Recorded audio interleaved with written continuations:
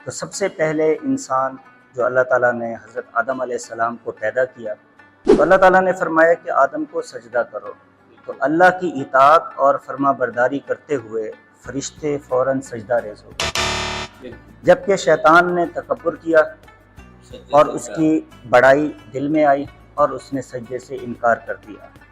تو یہ دو قومی نظریہ تھا کہ دو الگ الگ جدا ہو گئے، ایک اطاعت گزار اور فرما بردار جو فرشتوں کے روپ میں تھے، اور دوسرا شیطان ایک انکاری اور ایک ماننے والا۔ یہ ہے دو قومی نظریہ کی ابتدا۔ کہ جب مغلیہ بادشاہوں میں اکبر بادشاہ آیا، آپ نے سنا ہوگا کہ اس نے ایک دین ایجاد کیا، دین اکبری۔ تو دین اکبری پر کاٹ کرتے ہوئے مجدد الفسانی رحمۃ اللہ علیہ نے، چونکہ جب یہ دیکھا کہ دین اکبری ہندو مت اور اسلام دونوں کا وہ مجموعہ تھا، دین اکبری دونوں کا مجموعہ جی، تو متحدہ قومیت کی نفی سب سے پہلے مجدد الفسانی نے برے صغیر مولانا شبیر احمد عثمانی رحمۃ اللہ علیہ سے فرمایا کہ اگر مولانا اشرف علی تھانوی اور آپ حضرات کا ساتھ نہ ہوتا تو پاکستان نہ بنتا۔ آزادی ہند، اس پر کسی کا اختلاف نہیں ہے۔ سارے علماء متفق۔ تمام علماء چاہتے تھے کہ یہاں سے انگریز کا انخلا ہونا ضروری ہے، لازمی ہے۔ دوسری چیز ہے تقسیم ہند۔ جب تقسیم ہند کی بات آئی تو اب یہاں علماء دو رائے میں تقسیم ہو گئے۔ علماء کی ایک رائے یہ تھی کہ چونکہ ہم اکٹھے رہتے تھے ہندو اور مسلمان، اب بھی ہم اکٹھے رہ سکتے ہیں متحدہ قومیت کے نام۔ السلام علیکم ناظرین، میں ہوں حمیم قادر اور آج کے ہمارے مہمان ہیں مفتی وسیم طاہر صاحب۔ آئیں ان سے کچھ سوالات کرتے ہیں قیام پاکستان کے حوالے سے، اور ملک کی حالات کے بارے میں بھی ڈسکس کریں گے، لیکن سب سے پہلے قیام پاکستان ہمارا ٹاپک ہے، یوم آزادی سے ریلیٹڈ۔ السلام علیکم سر۔ وعلیکم السلام ورحمۃ اللہ۔ سب سے پہلے تو مفتی صاحب آپ کا بہت بہت شکریہ، آپ نے ہمیں ٹائم دیا اور ہمارے ساتھ مسلسل رابطے میں رہے۔ جب تک آپ اسٹوڈیو میں نہیں پہنچ سکے تب تک آپ نے ہمارا پورا بھرپور ساتھ دیا، اس کے لیے ہم آپ کے بہت مشکور ہیں، بہت شکر گزار ہیں سر۔ سر کیا مزاج ہیں آپ کے؟ الحمدللہ، ماشاءاللہ۔ مفتی صاحب، سب سے پہلے تو میں آپ سے یہ سوال کرنا چاہوں گا، آپ آڈینس کو بتائیں کہ آپ نے کس ادارے سے اپنا عالم کا کورس، مفتی کا کورس کمپلیٹ کیا؟ کیونکہ آج کل ہم دیکھتے ہیں سوشل میڈیا کا دور ہے، بہت سے لوگ علماء اپنے آپ کو ڈکلیئر کرتے ہیں، بعد میں پھر پتہ یہ چلتا ہے کہ وہ کبھی امام مسجد بھی نہیں رہے، ایون کہ قاری صاحب بھی نہیں ہوتے، اور وہ اپنے آپ کو علماء اور یہ چیزیں۔ تو میں چاہتا ہوں ہماری آڈینس کو پتہ چلے کہ آپ نے کہاں سے عالم دین کا کورس کیا، وہ ادارہ کیا ایفیلیٹڈ ہے، کون سے ادارے سے ایفیلیٹڈ ہے، ہماری گورنمنٹ آف پاکستان سے رجسٹرڈ ہے بھی یا نہیں ہے؟ جی، سب سے پہلے میں آپ کا شکریہ ادا کروں گا کہ آپ نے ایک بہت اہم موضوع کی طرف متوجہ کیا، اور اس کی ضرورت بھی ہے، جیسا کہ اگست کا مہینہ چل رہا ہے۔ تو آپ نے سب سے پہلا سوال تعارفی انداز میں کیا، اور آگے بھی آپ نے ایک دلچسپ بات کی۔ واقعتاً ایسا ہے کہ سوشل میڈیا کی دنیا پر بہت سے ایسے لوگ موجود ہیں جو غیر عالم ہیں، بالکل، لیکن وہ اپنے آپ کو عالم ڈکلیئر کر کے لوگوں کی رہنمائی کر رہے ہیں۔ بالکل۔ اس کے لیے ضروری ہے کہ جو بھی عالم دین لوگوں کو دین سکھانے کے لیے بیٹھے، وہ کسی مستند ادارے سے اس کا تعلق ہونا چاہیے۔ یہ سر سوشل میڈیا نے تو ہماری عوام کا بیڑا غرق کیا ہوا ہے نا۔ جی جی بالکل۔ تو میں نہیں چاہتا تھا کہ ہماری آڈینس، بہت سے اچھے علماء بھی ہیں، جی ان میں پھر فیک علماء بھی شامل ہو جاتے ہیں۔ اقرار الحسن صاحب نے بہت سے لوگوں کو ایکسپوز بھی کیا ہے۔ میں نہیں چاہتا تو ہماری آڈینس کو یہ پتہ چل جائے کہ مفتی صاحب کون سے ادارے سے علماء کا کورس کر کے ہیں، یہ بتانا آج کل عوام کو لازمی ہو گئی۔ الحمدللہ، میں نے جو تعلیم حاصل کی ہے، جس کا نام درس نظامی ہے، عالم کا کورس ہے، یہ میں نے دارالعلوم عیدگاہ کبیر والا سے، میں نے وہاں سے سند فراغت حاصل کی ہے۔ اور دوسرا آپ نے سوال کیا کہ مفتی کے کورس کا، وہ الحمدللہ میں نے کراچی سے جامعہ دارالہدیٰ، کراچی جامعہ دارالہدیٰ، جی وہاں سے سر میں یہ نے، کون سے ادارے سے ایفیلیٹڈ ہے؟ جی یہ جو ہمارا درس نظامی کا ہے یا مفتی کا کورس جہاں اداروں میں ہوتا ہے، یہ عام طور پر وفاق المدارس العربیہ آپ نے نام سنا ہوگا، جی بالکل، اس سے ریلیٹ ہے، وہی ہماری سند جاری کرتے ہیں۔ تو الحمدللہ میری بھی جو سند فراغت ہے وہ وفاق المدارس العربیہ پاکستان سے ہے۔ ٹھیک، چلیں سر، یہ تو کلیئر ہو گیا کہ آپ کون سے ادارے سے کیسے۔ اچھا مفتی صاحب، سب سے پہلے میرا سوال یہ ہے، پاکستان دو قومی نظریے کی بنیاد پر بنا، اسلام کا نقطہ نظر کیا ہے؟ جی آپ نے بہت خوبصورت سوال کیا۔ بالکل، پاکستان کا وجود دو قومی نظریے کی بنیاد پر معرض وجود میں آیا۔ تو اب دو قومی نظریہ کے بارے میں اسلام کا نقطہ نظر کیا ہے؟ جی بالکل، تو اسلام کا نقطہ نظر بالکل واضح ہے، اور اس کی ابتدا کا اگر ذکر کیا جائے تو ابتدائے آفرینش، یعنی کہ جس دن انسانیت کی ابتدا ہوئی، تو سب سے پہلے انسان جو اللہ تعالیٰ نے حضرت آدم علیہ السلام کو پیدا کیا، تو آدم علیہ السلام کو پیدا کرنے کے بعد اللہ تعالیٰ نے حکم دیا فرشتوں کو، اور ان میں ابلیس بھی موجود تھا۔ تو اللہ تعالیٰ نے فرمایا کہ آدم کو سجدہ کرو، تو اللہ کی اطاعت اور فرما برداری کرتے ہوئے فرشتے فوراً سجدہ ریز ہو گئے، جبکہ شیطان نے تکبر کیا اور اس کی بڑائی دل میں آئی اور اس نے سجدے سے انکار کر دیا۔ تو یہ دو قومی نظریہ تھا کہ دو الگ الگ جدا ہو گئے، ایک اطاعت گزار اور فرما بردار جو فرشتوں کے روپ میں تھے، اور دوسرا شیطان، ایک انکاری اور ایک ماننے والا۔ یہ ہے دو قومی نظریہ کی ابتدا، اور اسی کی بنیاد پر یہ دو قومی نظریہ وجود میں آیا۔ اچھا، دو قومی نظریہ آپ کہہ رہے ہیں ابتدائے آفرینش، انسانیت کی پیدائش سے ہی دو قومی نظریہ پیش آیا۔ کیا بات ہے! اور پھر آپ کو سچ بتاؤں تو یہ چیز میں آج ہی میرے ذہن میں یہ کلیئر ہو رہی ہے، ہم بچپن سے پڑھتے آ رہے ہیں مطالعہ پاکستان میں دو قومی نظریہ، آج جس طرح آپ ڈیفائن کر رہے ہیں نا، جی جی تو کمال سمجھ آ گئی ہے دو قومی نظریے کی۔ ماشاءاللہ، یہ تو بہت اچھی بات ہے۔ اچھا مفتی صاحب، اسی دو قومی نظریے کے بارے میں علماء کرام کی کیا رائے ہے؟ جی، دو قومی نظریہ کے بارے میں علماء کرام کی رائے بالکل واضح اور دو ٹوک تھی۔ سب سے پہلے بر صغیر کے اندر اگر دو قومی نظریے کی بات کی ہے، وہ ہے مجدد الفسانی مجدد الفسانی رحمۃ اللہ علیہ نے سب سے پہلے دو قومی نظریے کی بات کی۔ مجدد الفسانی نے دو قومی نظریے جی، کی سب سے پہلے وہ اس وجہ سے کہ جب مغلیہ بادشاہوں میں اکبر بادشاہ آیا، آپ نے سنا ہوگا کہ اس نے ایک دین ایجاد کیا، دین اکبری۔ تو دین اکبری پر کاٹ کرتے ہوئے مجدد الفسانی رحمۃ اللہ علیہ نے، چونکہ جب یہ دیکھا کہ دین اکبری ہندو مت اور اسلام دونوں کا وہ مجموعہ تھا، وہ دین اکبری دونوں کا مجموعہ، جی، تو متحدہ قومیت کی نفی سب سے پہلے مجدد الفسانی نے بر صغیر میں کی، اور انہوں نے واضح طور پر فرمایا کہ ہندو اور مسلمان دو الگ الگ قومیں ہیں، ان کا نظریہ الگ ہے، ان کا تصور الگ ہے، ان کا رہن سہن الگ ہے، ان کی تہذیب الگ ہے، ان کا تمدن الگ ہے، یہ سب چیزیں جدا جدا ہیں۔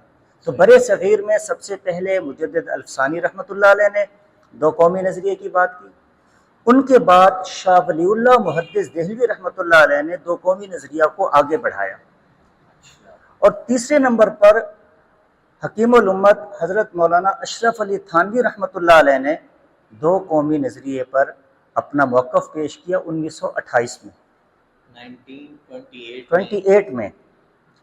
تو یہ ہے دو قومی نظریہ پر علماء کی رائے، اور وہ بالکل واضح تھی، اور وہ یہ چاہتے تھے کہ مسلمان اور ہندو دو الگ الگ قومیں ہیں اور ان کے لیے الگ خطہ ضروری ہے۔ تو یہ ہے علماء کی رائے۔ اچھا مفتی صاحب، یہ تو ہو گیا ہمارا دو قومی نظریے کو علماء نے کیسے اور کب سے کہاں سے شروع ہوا۔ میرا اگلا سوال ہے، قیام پاکستان کے لیے علماء کرام نے کیا کیا؟ جی، قیام پاکستان کے لیے اللہ والوں نے اور علماء کرام نے بہت اہم اور بڑا کردار ادا کیا۔ الہ آباد میں آل انڈیا مسلم لیگ اجلاس ہوا، اس کے بعد اعظم گڑھ میں بہت بڑا اجلاس ہوا، اعظم گڑھ میں، جس میں جی میں بتا رہا ہوں آپ کو کہ جس میں یہ متفقہ قرارداد پاس ہوئی کہ مسلمانوں کو رہنے کے لیے الگ خطہ ضروری ہے۔ اب اس میں جو شریک ہونے والے جو علماء تھے اور دیگر جو حضرات تھے وہ کون کون سے تھے؟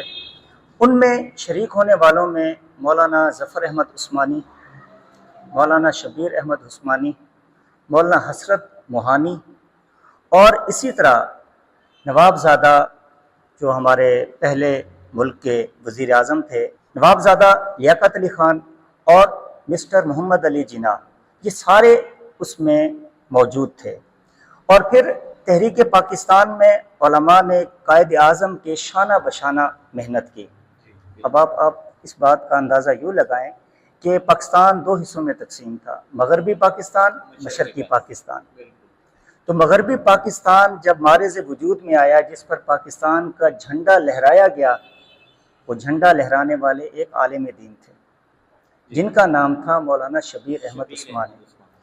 اور مغربی پاکستان سے ہٹ کر جو مشرقی پاکستان تھا، جو آج بنگلہ دیش ہے، وہاں پر پاکستان کا سبز ہلالی پرچم لہرانے والی شخصیت کا نام مولانا ظفر احمد عثمانی ہے۔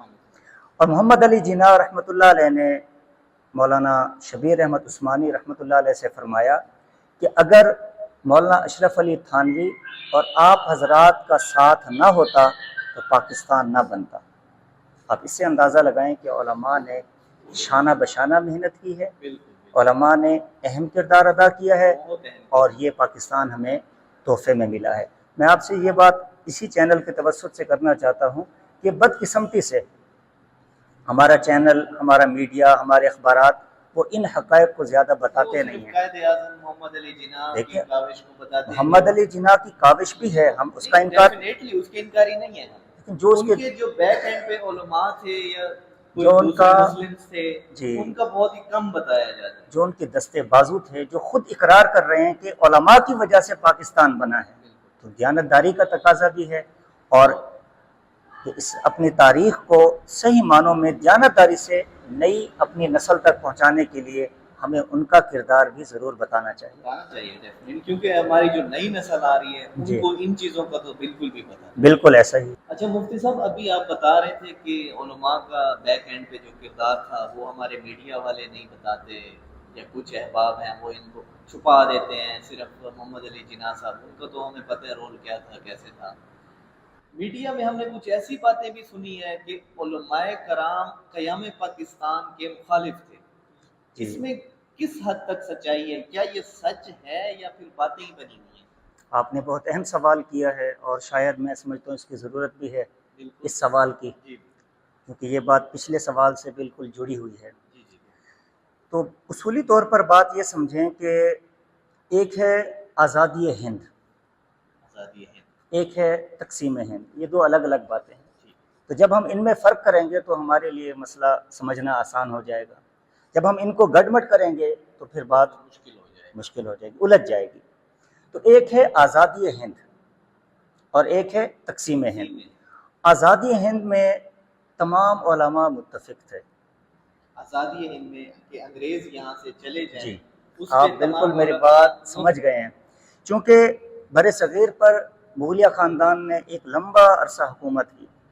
17ویں صدی میں، جی 17ویں صدی میں انگریز نے قدم رکھا، برٹش امپائر، وہ ایک تجارت کی غرض سے آیا، کمپنی بنائی ایسٹ انڈیا، تو اپنے پنجے گاڑے، تو آہستہ آہستہ تجارت کے غرض سے وہ پورے بر صغیر پر قابض ہو گیا، اقتدار بھی اس کے پاس آ گیا۔ اب آزادی ہند، اب میں اگر آپ کو بتاؤں کہ آزادی ہند پر علماء نے اور مسلمانوں نے کتنا قربانیاں پیش کی۔ 1857 کی جنگ آزادی وہ آزادی ہند کی تھی۔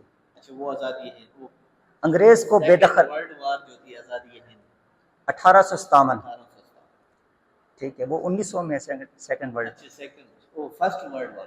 1857 کی جو جنگ آزادی تھی وہ علماء نے اور مسلمانوں نے لڑی ہے انگریز کے ساتھ۔ مقصد آزادی ہند، انگریز کا ہندوستان سے انخلا، اور بہت بڑی قربانی دی، لازوال قربانی دی۔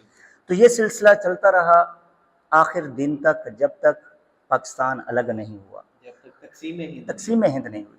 تو پہلی چیز ہے آزادی ہند، اس پر کسی کا اختلاف نہیں ہے، سارے علماء متفق تھے، تمام علماء چاہتے تھے کہ یہاں سے انگریز کا انخلا ہونا ضروری ہے، لازمی ہے۔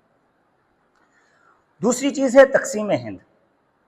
جب تقسیم ہند کی بات آئی تو اب یہاں علماء دو رائے میں تقسیم ہو گئے. علماء کی ایک رائے یہ تھی کہ چونکہ ہم اکٹھے رہتے تھے ہندو اور مسلمان، اب بھی ہم اکٹھے رہ سکتے ہیں متحدہ قومیت کے نام سے. متحدہ قومیت کہ انگریز نے آ کر یہاں پر قبضہ کیا ہے. انگریزوں کو انہوں نے مل کے بھگایا. جی وہ تب چاہ رہے ہوں گے کہ ہم دونوں بالکل بالکل بالکل یہی وہ بنیادی وجہ تھی. وہ چاہتے تھے کہ جیسے پہلے اکٹھے تھے اب بھی ہم اکٹھے رہیں انگریز کے نکلنے کے بعد. ایک رائے یہ تھی. دوسری رائے یہ تھی کہ نہیں، ایک الگ خطہ ضروری ہے، مسلمانوں کا ایک الگ خطہ، مسلمانوں کا الگ خطہ جس پر وہ آزادانہ زندگی بسر کر سکے. یہ ہے بنیادی وجہ. اب دونوں حضرات کی جو رائے تھی دیانتداری پر تھی، دونوں خیر خواہی پر مخالفت نہیں چاہ رہے تھے. وہ دشمنی نہیں تھی. بالکل جی میں سمجھ گیا ہوں. دشمنی نہیں تھی. دشمنی نہیں تھی، وہ ایک نظریے کو. اچھا اب آپ اس بات سے اندازہ لگائیں، مولانا حسین احمد مدنی کا نام جی بالکل بہت بڑا نام ہے. وہ متحدہ قومیت کے بہت زیادہ حامی تھے،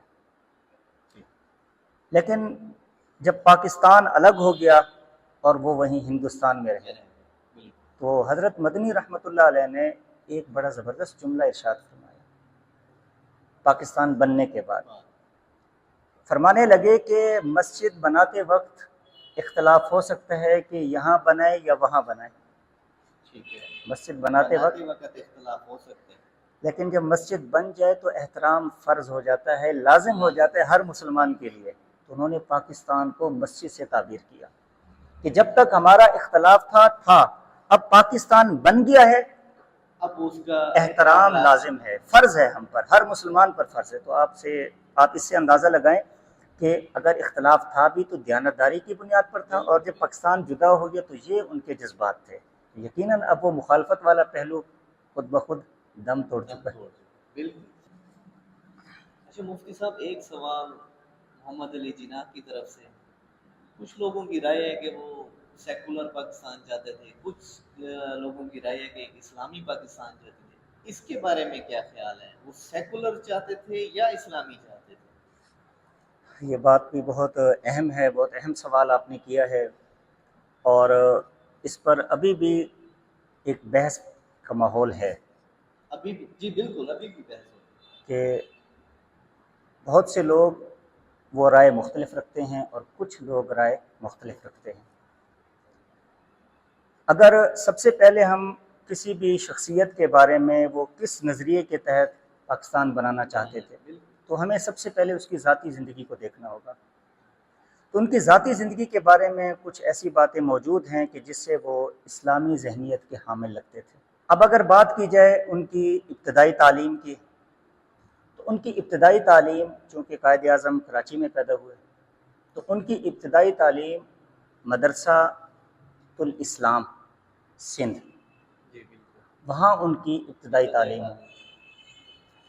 پھر اس کے بعد بمبئی، وہ سندھ سے بمبئی گئے، وہاں انہوں نے انجمن اسلام اسکول میں داخلہ لیا. اب یہ بھی ان کی ایک اسلامی تعلیم تھی. اور جو بات تواتر کے ساتھ کتابوں میں لکھی ہوئی ہے، اور محمد علی جناح رحمۃ اللہ علیہ نے خود یہ بات بیان کی کہ میں 17 سال کی عمر میں برطانیہ گیا، لندن کی یونیورسٹی لنکز ان میں انہوں نے بیرسٹری.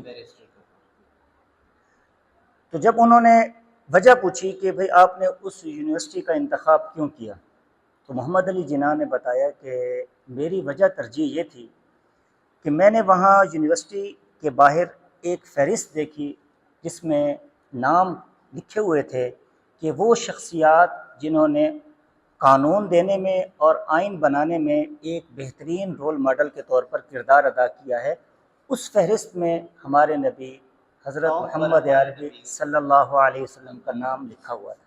تو محمد علی جناح کہتے ہیں کہ میری ترجیحات کی وجہ آپ صلی اللہ علیہ وسلم کا نام نامی اس میں گرامی تھا. اس سے بھی معلوم ہوتا ہے کہ انہیں آپ صلی اللہ علیہ وسلم سے محبت تھی، اسلام سے لگاؤ تھا. چوتھی وجہ، محمد علی جناح کی شادی جب ہوئی تو ان کی شادی ہوئی رتی بائی سے، اور رتی بائی ایک غیر مسلم خاتون تھی. محمد علی جناح نے یہ شرط لگائی کہ اگر وہ پہلے اسلام قبول کرے گی تو میں شادی کروں گا ورنہ نہیں کروں گا. اس خاتون نے اسلام قبول کیا۔ اور محمد علی جناح کی ایک بیٹی تھی، آپ نے نام سنا ہوگا، جی بالکل، ٹھیک ہے، تو اس بیٹی نے اپنی پسند کی شادی کی، جناح صاحب کی بیٹی نے، جناح صاحب کی بیٹی نے، اور اس نے ایک غیر مسلم سے شادی کی، پارسی لڑکا تھا۔ محمد علی جناح کو یہ بات بہت زیادہ کلک گزری۔ انہوں نے اپنی بیٹی سے کہا کہ بیٹی آپ کسی بھی مسلمان سے شادی کرنا چاہو، میں شادی، یہ تو اسلام میں جائز نہیں ہے۔ جی بالکل نہیں ہے کہ ایک مسلمان کسی غیر مسلم سے شادی نہیں کر لڑکی سکتا، غیر مسلم سے شادی نہیں کر سکتی، لڑکا کر سکتا ہے۔ لیکن وہ ایک الگ ٹاپک ہے اہل کتاب کا، اچھا، لیکن جو پارسی ہے اس سے شادی نہیں ہو سکتی ایک مسلمان کی۔ تو اس نے اصرار کیا اور شادی کر لی۔ اب محمد علی جناح کی یہ اسلام پسندی تھی کہ انہوں نے اس کے ساتھ قطع تعلق کیا اپنی بیٹی کے ساتھ، حالانکہ ایک بیٹی تھی، جی بالکل، ایک ہی بیٹی تھی اور ان سے پھر انہوں نے جی، اور وہ جب پاکستان بن گیا تو اس کی بیٹی نے کہا کہ میں پاکستان آنا چاہتی ہوں، اور قائد اعظم گورنر جنرل بن گئے پاکستان کے۔ تو محمد علی جناح نے منع کر دیا کہ تم نے پاکستان نہیں آنا۔ دوستوں نے کہا کہ آپ آنے دیں، کہا نہیں۔ اور پھر جب محمد علی جناح فوت ہوئے تو وہ اس وقت آئی، چہرہ دیکھا، آنسو بہائے اور چلی گئی۔ تو اس سے بھی آپ اندازہ لگائیں کہ وہ اسلام والی رمق تھی، محبت تھی اسلام کی، چونکہ وہ ایک غیر مسلم لڑکے سے شادی کر چکی تھی، تو محمد علی جناح نے اس سے قطع تعلق کیا۔ اور پھر جب محمد علی جناح کی وفات ہوئی تو ان کا جنازہ بھی مولانا شبیر احمد عثمانی رحمۃ اللہ علیہ نے پڑھائی۔ اور یہ تو تھی ان کی ذاتی شخصیت۔ ایک دو باتیں جو نظریہ پاکستان سے متعلق ہے، اب ان کی ذات ہمیں یہ بتاتی ہے کہ اس میں اسلام کے پہلو پر ان کا فوکس زیادہ تھا۔ بے شک بظاہر وہ سوٹڈ بوٹڈ تھے، چہرہ ان کا وضع قطع نہیں تھی، لیکن دلی طور پر اور ذہنی طور پر وہ اسلام کو بہت زیادہ قریب سے پڑھ چکے تھے۔ اور جب پاکستان بننے کے قریب آیا تو ان کی آپ تقاریر کا مطالعہ کریں تو انہوں نے تقاریر میں واضح لکھا ہوا ہے کہ ہمارا مقصد صرف زمین کا ٹکڑا حاصل کرنا نہیں ہے، ہمارا مقصد ایک ایسا ملک جس میں قرآن و سنت کے مطابق ہم زندگی گزار سکیں۔ یہ بھی ہمیں بتاتا ہے کہ قائد اعظم سیکولر پاکستان نہیں چاہتے تھے۔ دوسری، جب پاکستان بن گیا تو محمد علی جناح نے فوراً جو ماہرین تھے ان کو حکم دیا کہ پاکستان کی بینکاری کو اسلامی بینکاری میں کنورٹ کرو، تاکہ ہم ہندوستان سے جدا ہو سکے۔ ہم نے جو الگ وطن لیا ہے کس وجہ سے لیا؟ تو ان باتوں سے بھی واضح ہے کہ قائد اعظم محمد علی جناح صاحب ایک اسلامی ریاست چاہتے تھے، اسلامی پاکستان بالکل جس کے لیے انہوں نے اپنی انت تک محنت بالکل بالکل سر توڑ جدوجہد کی۔ اور سر میں آپ کو یہ بھی بتاؤں کہ اگر ہمارا پاکستان اسلامی پاکستان نہ ہوتا تو لوگ اتنے لاکھوں میں قربانیاں بھی نہ دیتے۔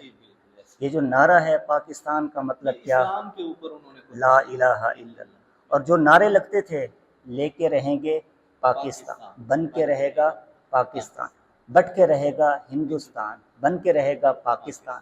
پاکستان کا مطلب کیا؟ لا الہ الا اللہ۔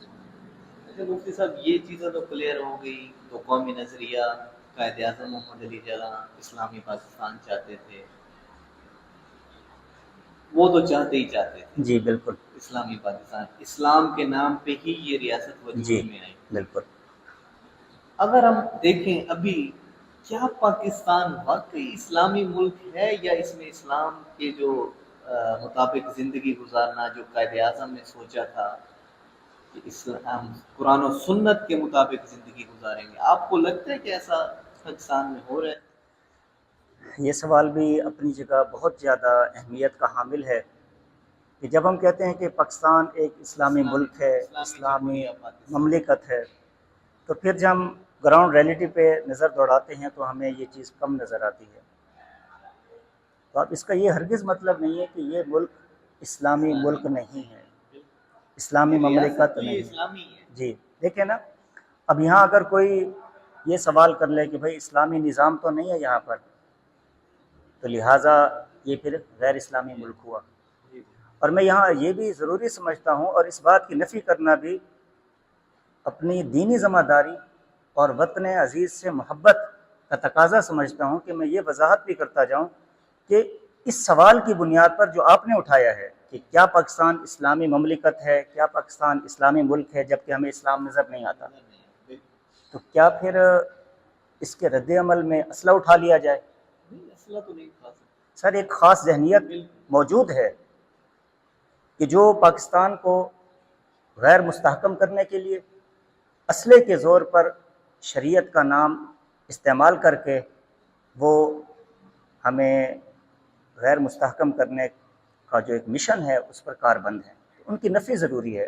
جی لازمی ہے۔ جی، تو یہ سمجھ لیں کہ پاکستان واقعتاً اسلامی مملکت ہے، اسلامی ملک ہے۔ وہ کیسے؟ وہ اس وجہ سے کہ اسلامی ملک کی تعریف کیا ہے؟ اسلامی ملک کی تعریف یہ ہے کہ جس ملک کا حکمران مسلمان ہو اور اس کے پاس اسلام کو نافذ کرنے کی طاقت ہو، چاہے وہ گناہ گار کیوں نہیں ہے۔ وہ تو ذات پہ بات۔ دیکھیں نا، چاہے وہ ذاتی طور پر گناہ گار کیوں نہیں ہے، پھر بھی وہ اسلامی مملکت سمجھی جائے گی۔ اب وہ اسلام نافذ کیوں نہیں کر پا رہا، اس کی چند وجوہات ہیں۔ کبھی تو ایسا ہوتا ہے کہ وہ بڑی طاقتوں سے خوفزدہ اور مرعوب ہو جاتا ہے، جیسے عالمی استعمار، عالمی طاقتیں، مغربی طاقتیں، ہر وقت ان کا پاکستان پر ایک قبضہ اور تسلط رہتا ہے، یا تو اس وجہ سے وہ اسلام کا نفاذ نہیں کر سکتا، یا اس کی ایمانی کمزوری ہے کہ ایمانی طاقت ہی نہیں ہے اس کے پاس کہ وہ اسلام کا نفاذ کر سکے، یا تو وہ بشری کمزوری کی وجہ سے، انسانی کمزوری کی وجہ سے وہ اسلام نافذ نہیں کر پا رہا۔ اگر وہ ان تین وجوہات کی بنا پر اسلام نافذ نہیں کر پا رہا، پھر بھی یہ اسلامی مملکت اور ملک سمجھا جائے گا، کیونکہ حکمران کے پاس اسلام نافذ کرنے کی قوت موجود ہے۔ تو اس وجہ سے ہم یہ کہیں گے کہ یہاں اسلحہ اٹھانا ناجائز اور حرام ہے۔ ٹھیک۔ اچھا مفتی صاحب، بڑی اچھی ڈسکس کی قیام پاکستان کے حوالے سے، دو قومی نظریے سے لے کر ریاست مدینہ تک۔ پاکستان ایک عظیم نعمت ہے مسلمانوں کے لیے۔ جو لوگ وہاں سے ہجرت کر کر آئے، قربانیاں دی، مہاجرین آئے، ابھی آپ نے بتایا مکہ سے مدینے مہاجرین گئے، انصار نے کھلے دل سے ایکسیپٹ کیا، سیم ویسے پاکستان میں ہوا۔ اس عظیم نعمت کا ہم شکریہ کیسے ادا کریں؟ جی، یہ بھی بہت پیارا سوال ہے۔ تو جب نعمت عظیم ہے تو پھر شکریہ بھی بنتا ہے اس کا۔ لازمی ہے۔ تو جیسے بدر میں اللہ تعالیٰ نے مسلمانوں کو فتح عطا فرمائی، اور پھر اللہ تعالیٰ نے اس فتح کا ذکر قرآن میں کیا۔ اللہ تعالیٰ فرماتے ہیں وَلَقَدْ نَصَرَكُمُ اللَّهُ بِبَدْرٍ وَأَنْتُمْ أَذِلَّةٌ فَاتَّقُوا اللَّهَ لَعَلَّكُمْ تَشْكُرُونَ۔ فرمایا کہ اللہ تعالیٰ نے تمہاری بدر میں مدد کی حالانکہ تم کمزور تھے۔ تو ظاہر ہے جب ہم ہجرت کر کے آئے تو ہم بھی کمزور تھے۔ پھر اللہ تعالیٰ نے شکر ادا کرنے کا حکم دیا اور طریقہ بتایا۔ فرمایا فَاتَّقُوا اللَّهَ، اللہ سے ڈرو، تقوی اختیار کرو۔ تو اصل جو شکر ہے وہ یہ ہے کہ گناہوں کو چھوڑ دیا جائے، اور حقیقی ہجرت بھی اسی چیز کا نام ہے کہ جو آدمی گناہوں کو چھوڑ دے، یہ حقیقی ہجرت ہے۔ تو اللہ کا شکر یہ ہے کہ ہم جو خاص طور پر یوم آزادی ہے یا ویسے بھی یہ ملک اتنا عظیم نعمت ہے، تو اس کا شکر ادا کریں اللہ کی اطاعت اور فرما برداری کر کے، اور اپنے آپ کو گناہوں سے بچا کے۔ اب یہ جشن آزادی کے موقع پر پورے ملک میں مختلف تقریبات ہوتی ہیں، اسکولوں میں، کالجوں میں، یونیورسٹیوں میں، تو وہاں پر ہم اس چیز کو بھول جاتے ہیں کہ بھئی یہ نعمت کا شکریہ ادا ہو رہا ہے، تو ہمیں حدود میں رہ کر جائز تفریح کی اسلام اجازت دیتا ہے، منع نہیں کرتا، لیکن جب تفریح کے نام پر بے حیائی کو پروموٹ کیا جائے، فحاشی کو، عریانی کو پروموٹ کیا جائے، تو معذرت کے ساتھ شریعت اس چیز کو قطعاً برداشت نہیں کرتی اور قطعاً اس کی اجازت نہیں دیتی۔ ہمیں اس ریاست کا اچھے سے دینی طریقے سے شکریہ ادا کرنا چاہیے۔ بالکل، ہمیں اس میں شکرانے کے نفل ادا کرنے چاہیے، اور ان شہداء کو ہم اصال ثواب میں دعاؤں میں یاد رکھیں جنہوں نے اس وطن عزیز کے لیے اپنا سب کچھ تن من دھن قربان کیا۔ ہم انہیں اپنی دعاؤں میں یاد رکھیں تاکہ وہ یہ سمجھیں، ان کی روح تک جب ہمارا یہ ثواب پہنچے کہ ہماری جو قربانی تھی وہ رائے گاہ نہیں گئی۔ آج ہمیں اچھے الفاظ میں یاد کیا جا رہا جی مفتی صاحب، آخر میں آپ کوئی پیغام دینا چاہیں؟ ہے۔ جی، میں پیغام یہ دینا چاہوں گا کہ پاکستان ہم سب کا وطن ہے، ہم نے اس کی خدمت کرنی ہے، اس کی تعمیر میں، اس کی ترقی میں کردار ادا کرنا ہے، بلا تفریق رنگ، نسل، زبان، صوبائیت، یہ تمام کی تمام چیزیں اسلام بھی ان کو منع کرتا ہے، ناپسند کرتا ہے۔ تو ہم ایک متحد ہو کر، اور میں ایک اور بات بھی کرتا جاؤں کہ بلا تفریق مسلک کے، جی بالکل، جہاں میں نے یہ باتیں گنوائی ہیں وہاں میں مسلک کا بھی اضافہ کروں گا، بلا تفریق ان چیزوں کو بالائے طاق رکھ کر ہم سب مل جل کر وطن عزیز کے لیے جو ہم اس کی بہتری کے لیے کر سکتے ہیں، اپنی طاقت کے مطابق، ہمت کے مطابق ہم ضرور کریں اس کی بہتری کے لیے، اور ہم کم از کم اس ملک کو نقصان نہ پہنچائیں اور کسی قسم کے انتشار کا ذریعہ نہ بنیں۔ جی۔ اچھا مفتی صاحب، ایک اور سوال جو ہم عموماً دیکھتے ہیں 14 اگست کے موقع پر، 23 مارچ کے موقع پر ہماری جو نوجوان نسل ہے بائکیں لے کر باجے ہوتے ہیں وہ پاں پاں کرتے ہیں، ویلنگ کر رہے ہوتے ہیں، ماں باپ ان کا انتظار کر رہے ہوتے ہیں، ان کے ایکسیڈنٹ ہو جاتے ہیں بیچاروں کے، ماں باپ کو نہیں پتا کہ ہمارا بیٹا شام کو کس حالت میں واپس آئے گا۔ اس پر اگر تھوڑی سی نوجوانوں کو آپ کوئی پیغام دینا چاہیں اس موقع پہ، کیونکہ ماں باپ جو ہے نا بڑے قد سے گزرتے ہیں جب جی، ایک نوجوان کی لاش دیکھتے ہیں نا، بالکل، تو ان موقعوں پہ ایک ریسرچ کے مطابق ڈیلی پنجاب میں 13 ایکسیڈنٹ ہو رہے ہیں، صرف بائک والے ویلنگ کر رہے ہیں۔ تو ان پر اگر کوئی نوجوانوں کو آپ پیغام دینا چاہیں؟ جی، میں نوجوانوں کو یہ پیغام دوں گا کہ دیکھیں، جو زندگی ہے یہ بہت قیمتی ہے اور نعمت ہے اللہ تعالیٰ کی طرف سے، تو اس نعمت کی حفاظت ضروری ہے۔ تو بے احتیاطی کرنا، اس طرح موٹر سائیکل چلانا تیز رفتاری میں، اس میں تو اپنی جان کو خود بخود جوکھوں میں ڈالنا ہے، اپنی جان کا نقصان کرنا ہے۔ تو میں نے جیسے اپنے پروگرام میں بھی یہی بات عرض کی ہے کہ خوشی ضرور منانی چاہیے، لیکن حدود کے اندر رہ کر، ہماری جان بھی محفوظ رہے، ہماری سواری بھی محفوظ رہے، اور ہم اس قدر جذبات میں نہ آ جائیں کہ جس سے ہم خدا نہ خواستہ کسی ایسے حادثے سے ہمیں گزرنا پڑے یا ہمارے والدین کو گزرنا پڑے۔ تو اس چیز سے ہم ایوائڈ کریں، اپنے جذبات کو قابو میں رکھیں۔ تو خوشی کے بہت سے طریقے ہیں، جائز طریقے ہیں، ہم انہیں اختیار کریں، اور خدا را ایسی حرکت نہ کریں جس سے بعد میں صفائے افسوس کے اور ہمارے ہاتھ کچھ نہ آئے۔ بہت شکریہ مفتی صاحب آپ کا، آپ ہمارے ساتھ پروگرام میں تشریف لائے، بہت اچھی گفتگو ہوئی آپ کی۔ انشاءاللہ ملتے ہیں اگلے پروگرام میں۔ آخر میں نعرہ پاکستان کے ساتھ اللہ حافظ کرتے ہیں۔ پاکستان زندہ باد۔